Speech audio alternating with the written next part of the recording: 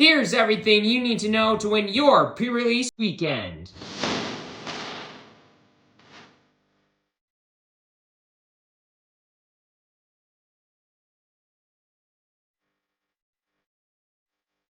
Hello, welcome to the table, and today I am back for another pre-release guide, this time for high seas. So let's dive right into things, starting off with the number one thing you need to know, which is gold is key. Gold creation, most important thing that you can be doing in this set, because every hero in this set cares about you making gold, creating gold, to use their effects and really get the ball rolling and their game plan going. Now, ways to make gold, there are a couple of ways in this set, one of the more important ones being Treasure Island, a new macro from this set, like the one from Rosetta, that essentially just allows you to make gold throughout the course of the game.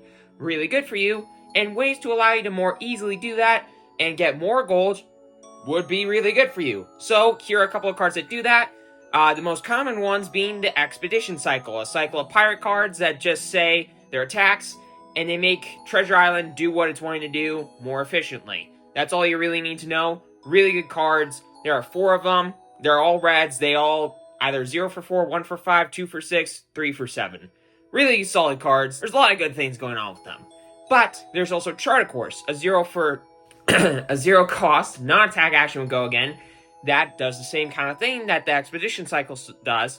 In addition to giving a +3 power buff to your first attack if it's red, second attack if it's yellow, or third attack if it's blue.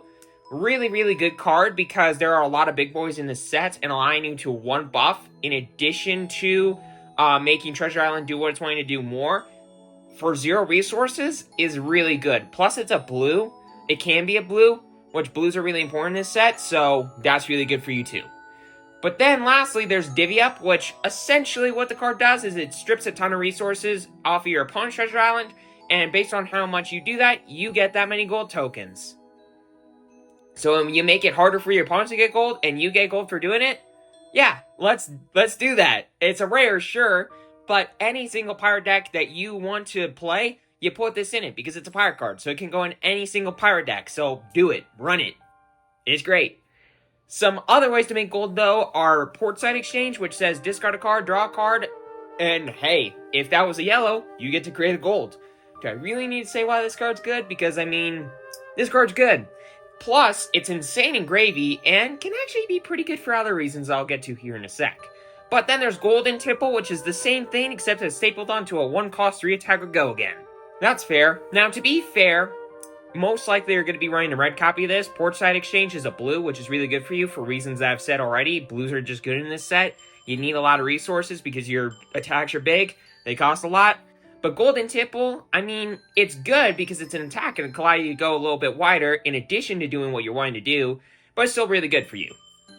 But then the most important card, the best card to be doing and looking out for as far as gold creation goes, is Strike Gold. The snatch of this set. It's a 0 for 4, on hit, make a gold.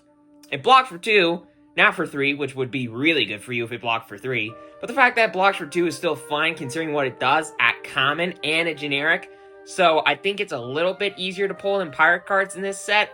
Correct me if I'm wrong. Maybe it's the other way around. The pirates are a little bit easier than generics to pull in a pack. But still, Strike Gold is a really, really solid card at common to be looking out for. But then getting into the other generics that you need to be looking out for, the number one, well, not the number one. One of the ones to be looking out for is Sirens of Safe Harbor. Who would have thought? A big attack.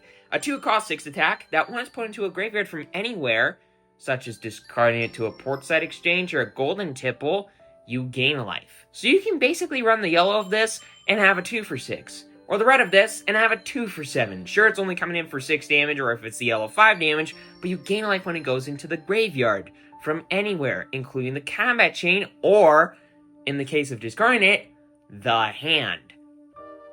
Pretty good for you.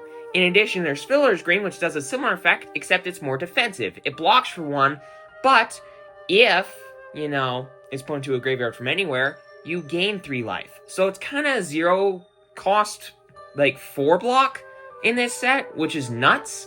Sure, it doesn't block an on-hit like Strike Gold, but if you don't care about on-hits and you just want good block, Filler's Green is kind of insane, especially in Gravy, because if you discard this, it's essentially a Sigil of Solidus, which is kind of good, not gonna lie.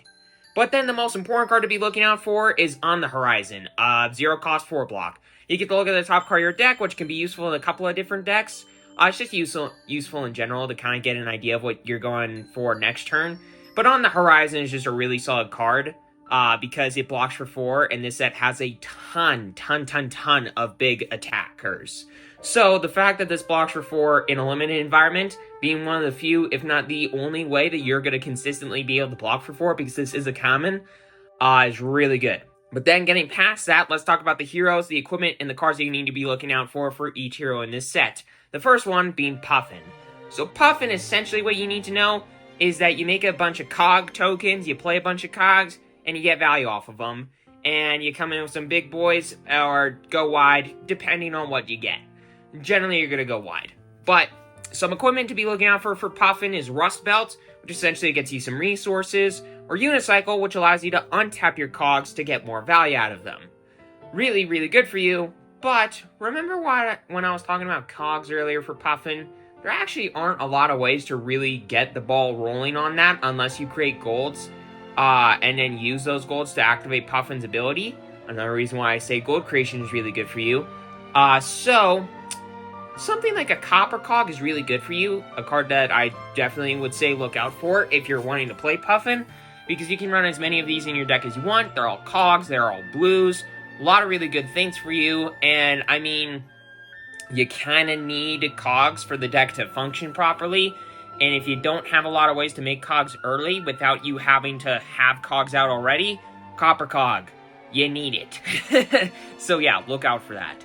But in addition, some cog creation that you should be looking out for are Goldwing Turbine, which just makes a cog without you having to have other cogs out. It is a common, it costs 2, it does not have Go Again, but it gives a buff to your next thing. So you can crank with the golden cog that you're going to be creating, but just the fact that this thing makes a golden cog for you is really good to get the ball rolling, because then you could use something like a Cogwork Zeppelin, which is a 2 for 6 that essentially, when it hits, you can tap a cog to make a cog. Great with Goldwing Turbine. Plus, this thing can tap cogs up to 2 times to give itself a power buff, so it can be really hard for your opponent to defend and make sure that that on-hit is fully covered. So really good for you. The Cogwork Zeppelin is good. It's a rare, and it's not as good as the Goldwing Turbine in some senses, I think, but it's still fine. But then there's Pinion Sentry, a blue in this set that's really good. It's a blue 3-block that when it blocks, you can tap a cog to then make a cog. I mean, what's not good about that? You know? It's just really good for you. But then, cog usage. You need to use those cogs when you make those cogs. And I've already listed a couple of ways to take advantage of them, but some other ways to take advantage of them is the Cloud City Steamboat, which is the same thing as Cogwork Zeppelin, but it makes a steam counter go onto one of your cogs, so that's really good.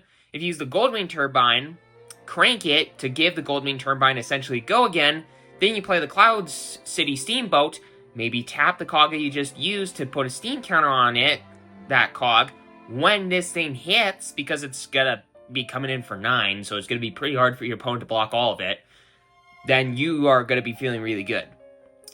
But then some other ways, not rare to be, taking advantage of cogs, are Cloud Skiff and Sky Skimmer, which essentially are 0 for 4s or 1 for 5s that you can tap a cog to either give it a +1 power buff, making it a little bit above rate, either a 0 for 5 or a 1 for 6, or a 0 for 4 of Go Again or a 1 for 5 of Go Again. So it's kind of like Boost, but better, because you have to use cogs instead. I don't know. It seems pretty good to me, in my opinion. So, yeah, seems good.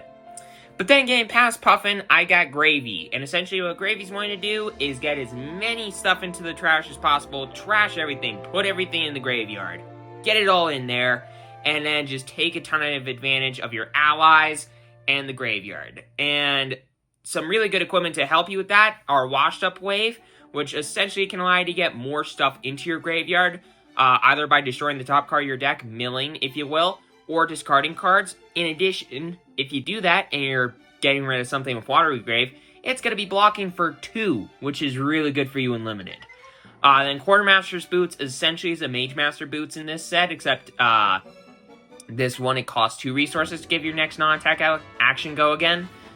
You have the compass to give your first ally go again, but if you're wanting to play 3 allies in a turn, which isn't too often, but if you want to play a third, because a lot of your allies that you are going to be playing are going to cost 0 or 1 resource, not a ton of resources to play, then Quartermaster's Boots can be a really good way to just flood the board with like 3 allies in one turn, which is really good for you and just allows you to massively get in the lead of your opponent.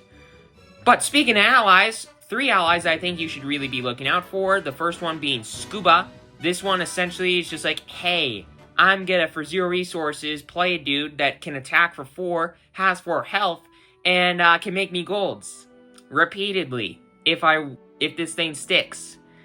So it's a salty sea dog that does what salty sea dogs should do, which is make your opponent pissed and make you happy. So yeah, that's great for you. Some other cards that aren't rares that allow you to make your opponent pissed and make you happy are Rigor Mortis and Chowder. Rigor Mortis is basically just a big old beater that comes in for 6 for free. It does cost a resource to put down, but it costs nothing to attack with it for 6 damage. And sure, it only has 1 health, but I've said before, this set is full of big attacks, a lot of which don't have go again. So if you are playing this, your opponent might only be able to kill this with something that comes in for 7, just taking up their whole turn. And that would be very good for you, and a very big feels bad for your opponent, because this thing, if you are facing this, you don't want it to stick, and if you have to waste a big boy to kill it, then the Rigor Mortis player is feeling great. But Chowder is a very good card too. It's a secretly good card in my opinion. It's kind of innocuous. Comes in for 3. It has 3 health. It costs nothing, and you can, no, it costs 3, but it costs nothing to attack with, but you can attack with it every single turn for free, and then on your opponent's turn, you can tap it every single turn to gain a life.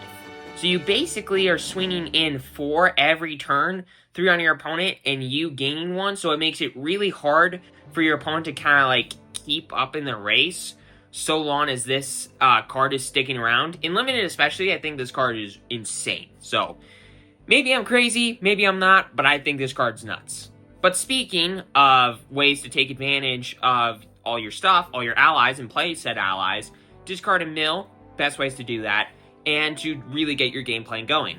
And the Bone Cycle is the best way to do that. All these cards either destroy the top card of your deck, or make you discard a card. They can get overpowered, they can get power buffs, they can get go again. The best of this bunch is Jittery Bones, which can get go again. It costs 0 resources to play, which the rest of them cost 2, usually, to play. They all block for 3, which is great, but the fact that Jittery Bone costs 0 to play makes it really good, in my opinion at least. But that's it for Gravy. Let's talk about Marlynn. Marlynn, essentially what you're wanting to do with Marlynn is play Red Spine Manta, not the Harpoon Cannon, because you're not going to really be playing Harpoons, unfortunately, Limited. And then just, coming in with massive arrows and buff them to the moon and make them harder to block it all and then kill your opponent. Red Spine Manta, the reason that you're wanting to play this in draft is because there are almost no Harpoons that you have access to, so you're just wanting to play everything that takes advantage of. When this is put into your arsenal face up, it gets some kind of value, whether it's go again, whether it's a power buff, something along those lines. Some ways to help you do that, in addition to the Red Spine Manta or Marlynn's own effect, if you're drawing a card during your action phase, is Guild Will Fins, which gives 1 a +1 power buff to whatever you're putting face up into your arsenal, and blocks for 1 Battle Worn. Very good things for you. But some attacks that can go face up into your arsenal and get tons of value are Swiss Shot, which can get go again, Dry Powder Shot, which gives +2 power buff to itself, making it essentially a 0 for 5, or Headshot, which will essentially, if it's put face up into an arsenal, make itself a 1 for 6. That's fair. So fair. It's not. So, those are the attacks, but some ways to make them a little bit beefier are Calling the Guns, which is the best of the bunch that I'm going to be listing because it's a common. Plus, it puts something face up into your arsenal and gives it a +3 power buff, which is really good. But some other cards that are pretty solid too are Monkey Powder, which only gives a +1 power buff, but it draws you a card. So it essentially does the same thing as Calling the Big Guns, but it gives a power buff and overpower, I believe. And you know, it does the same thing, essentially, but it hands out some overpower instead, which is good for you. And then Fire in the Hole, which does the same thing, it gives a +3 power buff, but it does untap your bow, so if you play something like a Swiss Shot, a 0 for 4, essentially go again if it's put face up into the arsenal that I've already talked about, then you can essentially attack with it multiple times, like send in the Swiss Shot with the Red Spine Manta, and then use the Fire in the Hole, and then untap the Red Spine Manta, use the Red Spine Manta, put another thing in, and then attack with it. Maybe there's something like a Dry Powder Shot, and all of a sudden, you're spending 0 resources, and a couple of cards from your hand, like 3 cards from your hand, and you're coming in for like 12.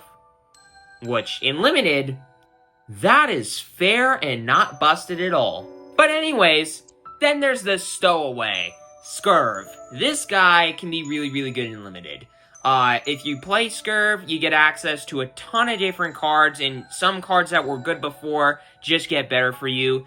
You get access to a companion in Sticky Fingers, which essentially steals gold from the opponent. Great for you, bad for the opponent. Good stuff in Limited.